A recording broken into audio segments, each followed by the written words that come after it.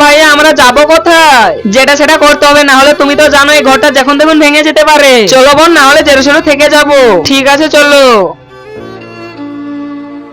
আরে ভাইয়া মনে হচ্ছে অনেক জোরে বৃষ্টি হতে পারে। আরে তাই তো বোন, কারোর তো ঘরও দেখতে পাচ্ছি না, আশ্রয় লিবো তা। চলো আগে যেয়ে দেখি। হ্যাঁ। আরে ভাই ওই তো দাদিদের ঘর, চলো দাদিদের ঘরে থেকে যায়। আরে বোন তুমি কি জানো দাদির বিটি অনেক বড় চাকরি করে, আমাদের গরিবরাকে থাকতে দিবে?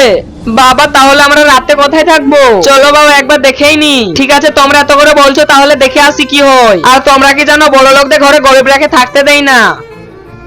ঠিক আছে চলো তাহলে।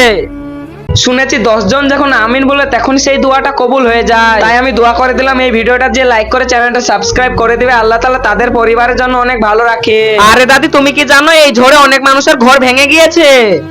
দাদি আমাদের ঘরে ঝড়ে ভেঙে গিয়েছে, তো আমাদের বাড়িতে থাকার মতন কোনো জায়গা দিবে কি? হ্যাঁ হ্যাঁ কেন না, থাকবে চলো। আজ তো আমরা এই ঘরে সবাই মিলে থাকবে।